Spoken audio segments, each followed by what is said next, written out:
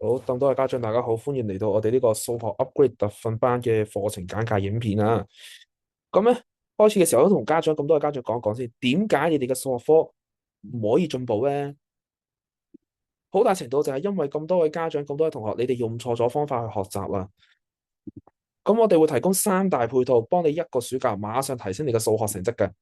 第一，我哋有大量嘅練習同試卷同埋教學影片。提供咧，我哋亦都會提供一個數學嘅練習庫啦，每級咧超過40份唔同嘅課題練習，20份嘅試卷以及答案嘅。咁樣我哋咧，如果你係報讀20或者40堂嘅中四至中三嘅同學仔咧，叫一對一同學仔咧，仲可以獲得咧30條嘅溫習影片，由唔識睇到識，馬上可以熟習翻嘅。咁其他年級嘅同學咧，咁就我哋都會所有年級都有個練習庫嘅，只不過咧係報讀20或者40堂嘅小四至中三一對一嘅同學咧，就會額外得到呢啲嘅溫習影片，咁就唔俾你哋咧有啲 concept 唔識睇到識為止，咁就一定可以學得識啦。好，第二個配套就係咧，我哋會有題型啦，同埋一啲技巧分析嘅。因為我哋會有一個全方位嘅筆記啦，每堂都會有筆記同埋堂課練習，緊貼翻唔同嘅考試題型，幫大家咧拆解翻咧唔同嘅技巧啊，同埋唔同題型應該點樣作答啦。咁咧，我哋另外咧第三個配套就係咧，我哋會有全職嘅導師團隊，專注幫你哋嘅小朋友提升你嘅數學成績。咁咧，我哋團隊入邊咧係冇任何嘅應屆畢業生啦、學生啦，全部都係全職嘅補習老師嚟㗎。咁咧，咁我多人覺得，咦，喂，阿 Sir，你係咪有一啲上門啊嘅服務噶？嗱，唔好意思啊，我老實講咧，我教咗咁多年書，我從來冇聽過咧揾學生上門補習咧係真係考得好嘅。咁咧，因為我哋相信一樣嘢就係咧，經驗咧係大過學歷嘅。如果你一啲嘅大學生嘅畢業生咧，我哋通常都唔會考慮嘅。咁點解咧？因為佢哋嘅考試嘅成功經驗咧，往往只有佢哋自己咯。OK，咁甚至乎咧，依家好多嗰啲 Gen C，甚至乎所謂嘅 Gen Alpha 啦，咁佢哋啱啱出嚟咧，冇乜工作經驗咧，佢哋會發生咩事咧？佢會不自覺咧，將你哋嘅個人資料咧擺上一啲嘅社交平台啦，咁可能你哋家長俾人公審咗咧，自己都唔知添。所以我哋從來都唔會考慮咧，會揾一啲讀緊書嘅同學咧做我哋嘅導師團隊咯。咁而且咧，我哋更加唔好一啲嘅內地導師啦，即係有啲依家都好流行嘅，就係一啲嘅內地嘅補習平台啦。我哋冇任何內地導師，全部都係本地香港嘅補習導師，因為咧我哋呢啲導師咧，先至係真係熟習翻咧香港嘅教育嘅一啲嘅題型啦，同埋嘅內容範疇啦。咁以下咧就係我哋嘅數學導師團隊啦，有我哋3位老師嘅。咁有需要嘅就可以 cap 翻圖啦，咁會揀翻咧屬於啱自己嘅數學導師，或者安排試堂都可以嘅。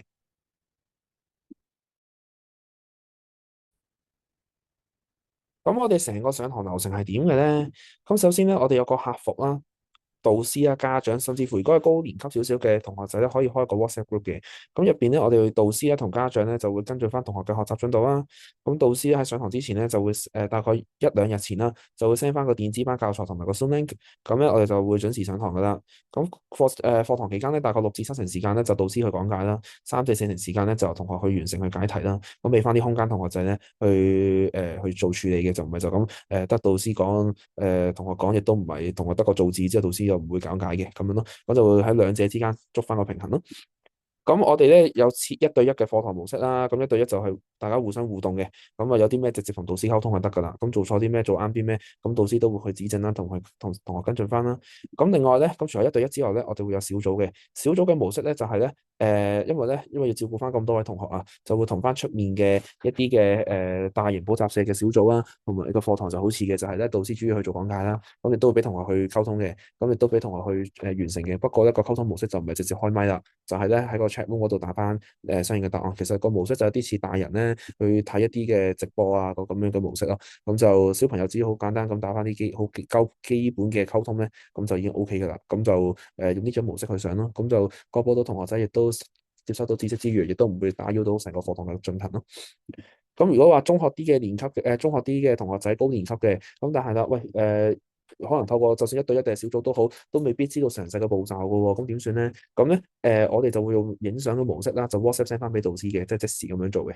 咁因為有啲都特別係數學科啦，唔係就係得啲步驟，即係你咪答案啱咧就 O K 噶嘛，仲要入邊啲步驟，你點樣去解釋，點樣去寫翻咧，都好重要嘅。咁我哋就用影相呢個方法咯。因為其實成個流程好快嘅啫，10零秒做到噶啦。O K，咁就而且咧有咗好多同學仔咧就咁樣影相法咧，可以留低個 record 啊。咁你自己温書嘅時候咧，都係睇翻自己邊啲位做錯咗咯，咁就可以即係變相幫啲同學仔儲集一個錯題嘅簿啊。好啊，咁應該點樣揀一對一定係揀小組咧？首先講咗一對一先啦，一對一咧，我哋有啲年級咧係一定一對一嘅，即係你冇得揀小組嘅，你只可以一對一嘅啫。例如啦，小一至小三啦，中四啦或者以上嘅同學仔咧，係必須要一對一嘅。OK，呢個冇小組俾你揀嘅，所以你只係呢啲年級範圍入邊咧，你只可以係一對一。OK，咁點解咧？因為小一至小三就始終比較細低年級啊，咁未必坐一定啦。咁啊，要導師專注翻佢哋嗰個情況嘅話，就一對一咯。咁點解高中都要一對一咧？咁就係主要就係因為即係想個別咧，因為講緊 DSE 嘅。咁我哋係想咧，每一個同學仔揾得我哋補嘅，佢哋自己未來咧都可以可以100%可以有進步，而且考到個滿意嘅分數嘅話咧，就一定要一對一咁樣跟進咯。OK，咁如果係初中嘅同學仔，如果你係中文數學咧，你都要一對一。OK，因為咧初中嘅咧我哋嘅小組咧只可以英文數嘅啫。OK，咁如果你係小四、小五、小六，咁你中數定英數都冇所謂嘅，因為我哋會中數、英數同時講解，轉頭會講多少少嘅。OK，同埋啦，邊啲係覺得我哋係需要一對一咧？就係基礎教育嘅。咁何謂基礎教育咧？攞翻你啱啱嗰次考試攞分數嚟分係你決定嘅。如果小學嘅話考低過75分咧，我就會定義你做基礎教育噶。OK，咁如果你中學嘅話咧，你低過60分咧，我都會覺得你算係基礎教育嘅。咁當然你話我都係想上小組喎，都得，呢個我自己少少嘅個人意見啫。咁就你可以參考翻嘅。同埋有一類同學咧都一定要上一對一嘅，就係你學校進度比較快。OK，即係可能你3年班已經教定4年班嘢，5年班教定6年班嘢嗰啲咧，或者學校進度快少少嗰啲同學仔咧，咁咧就一定要係一對一㗎呢個就，因為大家嘅進度唔一樣啊，你上唔到小組啊，因為或者可能小組講嘅嘢對你嚟講太慢啦。OK，咁就唔係幾好咯。如果咁樣就，仲有啦，最後邊一啲人係適合一對一咧，就係你真係想上一對一咯，就唔想同其他人一齊上嘅，咁你咪就要一對一，想要個人化嘅學習嘅就要一對一啦。咁另外啦，小組咧，我哋就最多1對6嘅。咁小學嘅話咧，係小四至小六啦。咁啊，中數同英數咧係一齊講解嘅，所有教材都中英對照嘅。但係咧，初中中一至中三嘅話，我哋淨係得英數嘅啫。咁我啱啱咪講咧，教得快嗰啲同學咧就一對一嘅。咁何謂教得快咧？就係睇翻咧，你係咪跟翻大部分同學嘅進度，同埋係咪跟教育局嘅進度啊？OK，咁如果你唔清楚嘅，可以問我哋嘅客服同事或者問導師都得嘅。OK。咁或者啦，另外有啲同學仔都啱一上小組嘅，就係咧你想個學費平啲啊，因為小組真係平好多嘅，對比一對一嘅話，咁就你想學費比較實惠少少嘅，就可以揀小組咯。OK，或者你想時間即係如果有啲，因為有啲時間咧係得一對一有嘅，咁你有啲時間想一對一有嘅，咁就只有上一對一嗰啲就 OK。咁有啲時間係小組有嘅，咁咪上小組咯。咁時間都好重要嘅。OK。仲有我哋嘅數學課堂咧，係全港唯一一定可以幫你嘅同學數學考試提升最少1級嘅。如果唔成功，我哋會退翻學費嘅。咁點解我哋可以有呢個保證咧？咁首先了解翻我哋有啲咩條件先。咁咧，只要符合到咧呢3大條件咧，我哋都可以保證你嘅同學咧數學考試咧可以提升1級成績嘅，最少1級啦。咁啊，第一就係咧考試前14日將個考試範圍、日期同埋書本錄得俾負責導師。OK，咁佢都要知你考成即係考啲咩先得啦。最少14日前啦。OK，咁啊最遲咧已經係啊，咁就。第二啦，就係你都要上夠堂啊，咁就考試之前咧完成最少12堂啦。第三就係咧，完成考試範圍入邊嘅所有嘅功課啊，同埋練習庫嘅練習咧，咁就可以 OK 啦。咁呢個就係我哋嘅 slogan，目標為本，只求進步嘅學習理念咯。如果我哋唔成功嘅話，我哋有2個選擇俾翻咁多位家長同學嘅。第一，我哋可以咧，如果真係幫唔到你提升最尾嘅考試成績嘅，你升唔到一個 grade 嘅，咁咧我哋可以設免費補課。免費補課咧就係該期咧可以額外咧上多2堂嘅。OK，第二，我哋都有個退款保證啦，就係將退還咁我哋就可以退還翻你俾咗個學費嘅15%。OK，俾翻家長嘅，咁咧2揀1嘅，咁就可以揀上多2堂啦，又或者係揀退15%嘅學費咯。咁就保證你咧由你本身上一次考試個 grade 一定可以幫你升到一個 grade 嘅。咁如果你本身已經最 top 嗰個 grade 咧，咁咧我哋就幫你維持咯。OK，我係斷 grade 計嘅成績表嘅，所以有啲唔使擔心話，喂，阿 Sir，我哋學校冇派考試卷嘅喎，咁唔緊要，成績表一定有派啊，咁我哋睇成績表個 grade 咪得。OK，咁呢度咧就詳細嘅課堂條款啦，咁我都好快咁講一講，我哋啲例如請假、調堂啊、遲到啊嗰啲點樣安排啦。咁我哋請假咧就係上堂日咧係斷日計啊嘅，最少24小時前要提出嘅，如果唔係咧，就算你咩就算啲咩事都好咧，都會當曠課嘅。OK，咁就如果咧你係需要調堂嘅話，就亦都係啦，24小時前提出啦。咁如果調到一個新嘅時間咧，就唔受影響嘅。咁我哋咧就如果你話喂調唔到堂，我順延咯。咁我哋順延咧就係都會照扣一堂嘅，不過下一期學費咧就可以扣翻嗰一堂嘅錢嘅。即係例如 let's say 啊，嗰一堂值100蚊嘅，咁下期咪交少100蚊咯。OK，咁嘅意思咯。啊，咁如果咁就如果遲到嘅話咧，如果個同學仔冇任何通知情況下遲到超過15分鐘咧，咁咧，我哋都有權咧可以中止課堂嘅，並且咧會當你哋缺席同埋曠課咁樣去處理嘅。咁就我哋就唔浪費大家時間嘅。你都唔好浪費我哋導師時間啦。希望大家都會記得準時上堂咯。咁就，但係如果無故缺席咧，超過3次咧，我哋就會當你自動退學噶啦。咁就所有嘅學費都唔會退還嘅，咁嘅意思。咁課堂錄影嘅安排咧，如果有需要嘅，我哋導師如果覺得有需要咧，係會進行錄影嘅。OK，咁就供翻內部教學同埋檢討資料咯，咁咯。好啊，咁詳細嘅學費表就係呢一度嘅，咁畫面呢一度有需要可以計翻低嘅。咁就上面係1對1，下面就係小組嘅。OK，咁1對1同小組有咩分別？頭先講咗噶啦。咁咧，如果咁多位家長同同學咧，你真係有興趣，可以安排試堂先。咁試堂咧就只試一次嘅啫。OK，係啦，每個導師只可以安排一次嘅試堂。係啦，再講多次啊，每個導師只可以安排一次嘅試堂。咁唔同嘅科目咧，你可以揾唔同嘅導師試一次嘅。OK，咁一堂咧就如果1對1嘅話咧，就190啦。OK，報名內10日內咧就要安排上堂噶啦。咁就如此類推啦。OK，我哋斷報名日計嘅。OK，咁就如果你哋試完堂之後，真係想參加我哋嘅課堂咧，有唔同嘅課堂 package 可以俾翻大家選擇啦。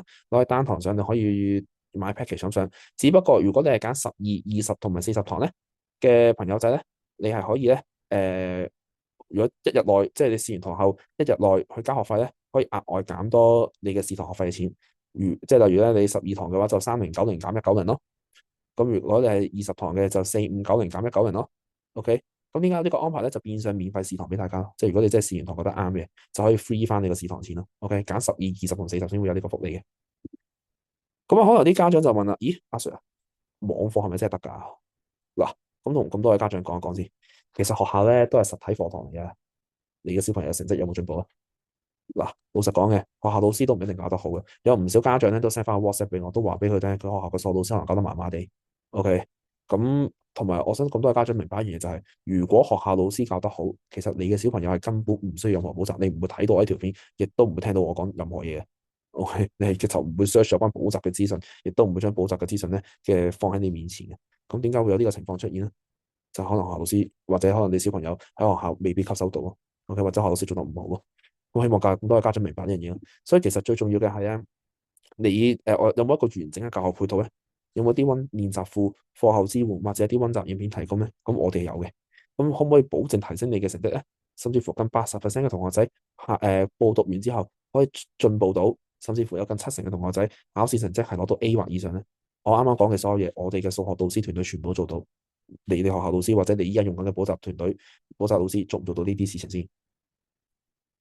好啊，同埋咧，有好多家長成日都覺得，喂，網課係咪得㗎？網課係咪得㗎？嗱，我想同咁多位家長講，而家係一個 AI 嘅年代啦，已經即係唔係再講傳統讀書嗰個情況。我哋依家講緊嘅係一個 AI 年代、電子化年代。就算我哋日常生活，我哋去即係 let's say 我哋去銀行俾銀行撳錢，依家其實用電話撳幾個掣都已經都可以去櫃員機度撳錢。好多嘅銀行業務都唔需要去門市去處理嘅時候，甚至乎啊，我哋依家叫嘢食、叫外賣，其實都用電話撳個掣就得嘅時候，其實上堂都可以係用 online 嘅方式去處理。如果大家有用嘅話咧，其實睇醫生都可以去上網處理嘅啫。依家上網同醫生做一個視訊都有嘅。依家 OK，咁其實我哋讀書補習係咪一定要咁着重，一定要實體咧？咁當然我都講嘅，每一個教學方法都適合唔同嘅同學仔，亦都未必適合所有嘅人嘅。咁有啲嘢真係要試咗先知嘅。但係我想俾咁多嘅家長你了解翻，原來其實依家係一個新嘅年代啦。OK。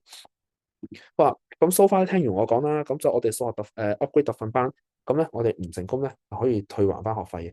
咁我覺so far 我哋條影片都差唔多到最後啦。咁我哋有4個選擇俾大家。第一，你可以立即行動同了解；第二，可能我聽完我講，我覺得呢個阿 Sir 或者呢個團隊都未必好適合自己嘅，你可以再出去揾下老師先。又或者不如自己教翻啦。